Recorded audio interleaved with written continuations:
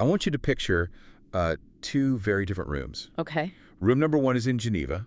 It's Wednesday, February 18th, 2026. It is quiet. It's air-conditioned. There are, bottles of sparkling water on the table. Right. Thick carpets. Men and women in really expensive suits, shuffling papers, trying to figure out how to stop a war. It's the absolute definition of civilized, slow, deliberate bureaucracy. And then less than 24 hours later, you have room number 2. We Or rather, you have the outdoors. Exactly. Thursday morning, the sky over Russia. And it is loud, it's chaotic, and it is literally on fire. Yeah.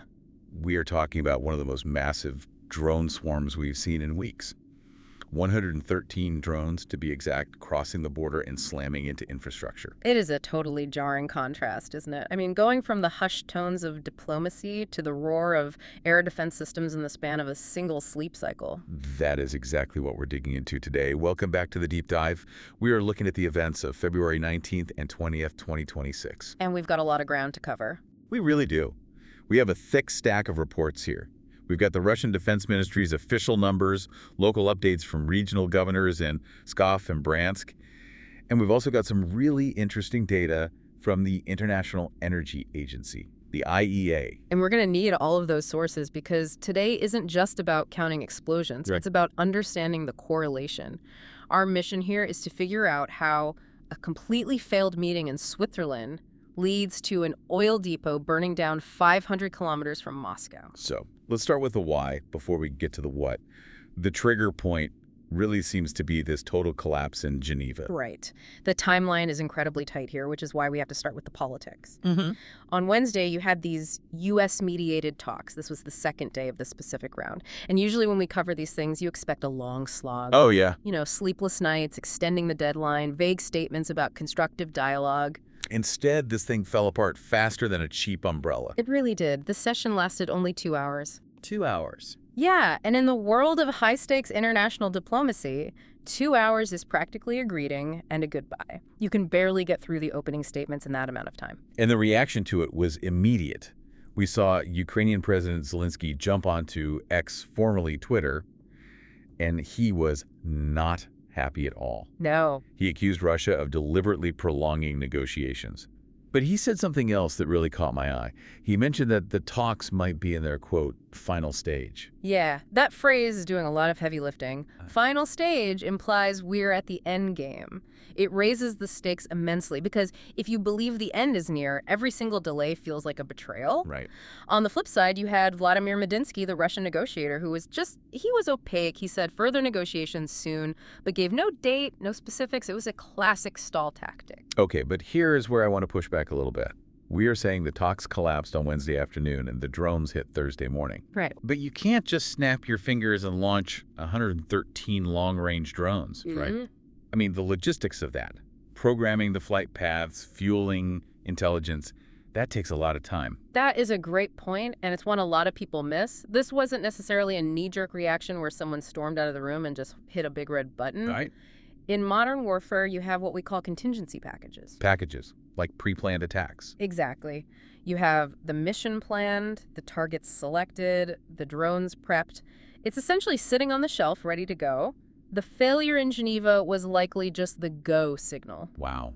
It's a way of using what the military calls kinetic action, which is just a fancy way of saying physical force, like bombings or strikes, to punctuate a diplomatic statement. So the message is basically, you want to waste our time in Geneva, fine.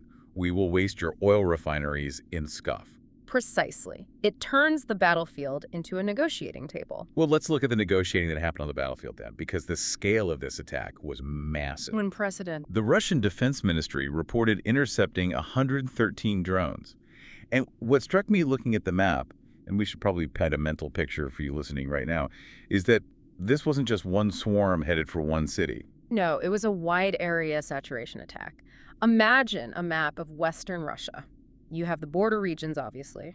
The Bryansk region, which borders Ukraine, took the brunt of it with 50 drones intercepted. That's standard. It's the front line. But then you have Smolensk, which is further north, 35 drones. And then it goes even deeper. You have Tver with 12 drones. You have Novgorod with 10, and smaller numbers in Leningrad and Kaluga. And for those of you who aren't staring at a map of Russia right now, Tver and Novgorod, those aren't border towns. Not at all. Tver is traditionally considered the safe rear area between Moscow and St. Petersburg. It's a logistics hub. Right. Novgorod is even further north. By spreading the attack this wide, Ukraine is forcing Russian air defense commanders to make impossible choices. You can't put a Patriot-style system or an S-400 on every square inch of a country that big. It's basically the spread offense strategy. If you attack everywhere, they can't be strong everywhere. Exactly. You stretch the rubber band until it snaps. And in this case, it snapped in a place called Veliki Luki. This is our first major target for the deep dive today. Veliki Luki is in the Pskov region. Pskov Governor Mikhail Vernikov confirmed that a fuel storage tank caught fire there. Now, this isn't just some random gas station. No, this is the Velika military oil depot. It's owned by Surgutneftegaz. That is a mouthful. Surgutneftegaz. It is, but the name matters. This is one of the massive Russian energy giants, controlled by Vladimir Bogdanov. When you hit a facility owned by these guys, you aren't just burning fuel. You're hitting the money. Right. You are burning the assets of the state-aligned oligarchy that funds the war effort. And geographically, this place is critical too, isn't it? It is about 500 kilometers from the Ukrainian border, but more importantly, it sits near a major railway junction. Russian logistics are heavily dependent on rail. They move everything by train. Tanks, ammo, fuel, all by train. If you burn the fuel depot right next to the train tracks, you are clogging up the arteries of the military. Now, I want to get into the specific details of this strike because we found something really fascinating in the reports from Astra. Right, Astra. For those who don't know, Astra is a prominent channel on Telegram that does what we call OSINT. Open source intelligence. Exactly. They take user-submitted videos, photos, and satellite data to verify what's actually happening, and they often contradict official narratives. So Astra reported that this specific depot in Veliki Luki had anti-drone protective nets installed. Yes. I have to be honest, when I read the word nets, I pictured, I don't know, a fishing net thrown over a tank. How does that even work against a military drone? It is a bit more sophisticated than a fishing net, but the concept is actually pretty similar. It's usually a metal mesh or a high-tensile Kevlar-style netting rigged up on poles above the storage tanks. The idea is twofold. One, if a drone hits it, the net might physically tangle the rotors, causing it to crash before it hits the tank. Or two, if the drone have a contact fuse on its nose, it hits the net, explodes above the tank, and hopefully the tank itself doesn't rupture. It sounds like a goalie trying to catch a soccer ball. That's a good analogy, but in this case, the goalie missed. Badly. Astra reported locals seeing at least 4 direct hits, so the drones completely evaded the nets. It appears so. And this highlights a fascinating technological arms race. Static defenses like nets are great against dumb drones flying a straight line. Right. But if you have a drone with a skilled pilot using first-person view, or even better, a drone with terminal guidance AI, it can maneuver. It can dive at a steep angle to bypass the net, or it can aim for the structural weak points where the nets are anchored. So you spend millions putting up these metal cages, and a software update on the drone outsmarts it. That is the story of this entire war. Every defensive measure works for about 3 months until the offense figures out a workaround. Veliki Luki proves that even 500 kilometers away, behind nets and air defenses, the fuel is not safe. Speaking of not safe, let's talk about range. Because 500 kilometers is impressive, but our second target today completely blew my mind. We are talking about the strike in the Perm region. This is the real game changer of the night. Perm is, well, I looked it up. It is roughly 1,600 kilometers from the Ukrainian border. 1,600 kilometers. Let's put that in perspective for you. That is roughly the distance from London to Rome. Or New York to parts of Florida. Exactly. That is a staggering distance for a one-way drone flight. That drone has to be in the air for what, 6 hours? 7 hours. Depending on the speed, easily that long. Yeah. And think about the navigation challenge. It has to fly that distance, likely maintaining radio silence so it isn't detected. Right. Navigating by landmarks or inertial guidance if the GPS is jammed, and avoiding every radar bubble between Kharkiv and the Ural Mountains. And it didn't just fly into an empty field. It hit the Metafrax chemical plant. Which is a very specific high-value target. Metafrax produces chemical components essential for explosives and heavy industry. It is under international sanctions for that exact reason. So this isn't about fuel this time. This is about the ingredients for bombs. Exactly. And hitting a target like that at that distance sends a chilling message to the Russian industrial base. If you are a factory manager in the Urals or in Siberia, you used to think, the war is over there, I'm safe. Right, I'm 1,000 miles away, I'm fine. Right, and now suddenly you aren't. You have to start worrying about air raid sirens, your workers are nervous, your insurance premiums skyrocket. Yeah. Maybe you have to shut down production during the day just in case. It imposes a fear tax on the entire Russian economy, regardless of distance. It effectively erases the concept of a rear area. The whole country becomes the front line. That is the goal. You make the war inescapable. But, and there is always a but, in these situations, when you turn the whole country into a front line, you inevitably hit things that aren't factories or fuel tanks. We have to talk about the collateral damage. We do, and we saw that clearly in Bryansk. Governor Alexander Bogomaz released a report on the damage there. It wasn't just military sites. We are talking about 5 private homes damaged. 2 civilians ended up in the hospital with wounds. And perhaps most oddly specific, a local bathhouse was completely leveled. It sounds almost trivial compared to a chemical plant, a bathhouse, but for the people living there, it is terrifying. And this is the ugly reality of the interception war. Explain that for us, because the Russian ministry says they intercepted these drones. If they intercepted them, why are houses getting hit? Because physics doesn't stop when you shoot something. If an air defense missile hits a drone carrying 50 pounds of explosives, that debris has to go somewhere. Right, it doesn't just vanish. Exactly. Maybe the warhead doesn't detonate in the air. Maybe it falls and detonates on a roof.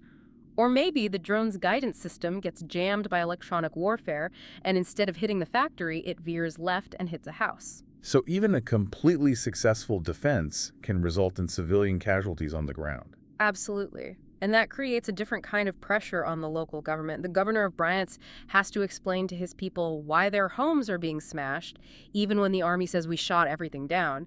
It creates a credibility gap. So we have the diplomatic failure in Geneva, the tactical failure of the nets in Pskov, and the strategic shock of the range in Perm. I want to try and synthesize this. What is the actual goal here? Is it just to break things? No, destruction is rarely the end goal. The goal is economic strangulation. The wallet again. It's always the wallet. And this is where that report from the International Energy Agency, the IEA, becomes the most important document on our desk today. I have the highlight here. The IEA is predicting that these Ukrainian drone attacks are going to suppress processing rates at Russian refineries until at least mid-2026. Mid-2026. We are in February. That is a massive forecast. But help me connect the dots here. We see a fire at a depot today. How does that translate to lower capacity a year from now? Can't they just fix it? It's not that simple. These refineries and depots are complex beasts. A lot of the high-tech components, the distillation columns, the catalytic crackers, were built with Western technology before the sanctions. So you can't just order a spare part from Germany anymore? Exactly. If you blow up a custom-made valve or a control unit, you have to smuggle a replacement or try to reverse engineer a Chinese knockoff or strip parts from another refinery. Which takes forever. It takes months, sometimes years, to restore full capacity. So every time a drone hits a distillation tower, it takes a percentage of Russia's oil export capacity offline for a long time. And if they can't refine the oil, they can't sell the high-value products like diesel and jet fuel. Which means less revenue for the Kremlin. And remember, Russia is running a war economy. They need every petrodollar they can get to pay soldiers, build tanks, and buy ammunition. If you choke the refineries, you choke the budget. It feels like a synchronized pincer movement. On one side, you have the diplomats in Geneva trying to pressure a deal. Yeah. On the other side, you have the drones destroying the revenue stream needed to keep fighting if the deal fails. That brings us back to Zelensky's comment about the final stage. Right. If he really believes the war is in the final stage, why launch this massive attack now? Leverage. Pure and simple. If you are sitting across the table from someone and you want them to sign a piece of paper, it helps if their house is burning down in the background. So you think this 113 drone wave was designed to strictly shape the peace deal? It is the escalate to de-escalate theory. You hit them so hard, so deep, and so expensively that they look at the cost of continuing the war and decide that signing the treaty is the cheaper option. But there's a flip side to that argument, isn't there? There is a terrifying flip side. What if Zelensky is wrong? What if we aren't in the final stage? That is the question that keeps me up at night. Look at the IEA report again. They are talking about suppressed oil output until mid-2026. Yeah. That implies that the experts in the energy sector, who don't care about politics, only about supply chains, are banking on this damage continuing for another 18 months. So while the politicians are talking about endgames, the energy analysts are pricing in a long war. Exactly. If the war was ending next week, you wouldn't see forecasts for suppressed industrial output through next year. This suggests that what we are seeing might not be the grand finale. It Yeah. might just be the opening act of a new phase of industrial attrition, a phase where 1,600-kilometer strikes become the new normal. Yeah, it is a heavy thought. We want to believe the diplomats in the air-conditioned room have the power, but the data from the burning refineries suggests a much longer timeline. The drones are flying and the diplomats are talking. We just have to wait and see which one speaks louder. But right now, looking at the smoke over Perm and Scoff, the drones are making a very convincing argument. Well, on that note, we are going to wrap up this deep dive. From Geneva to the Urals, it has been a wild 24 hours. It certainly has. We'll keep tracking the sources, the maps, and the money, so you don't have to. Thanks for listening. Stay safe and stay critical. And stay curious. We'll see you on the next one.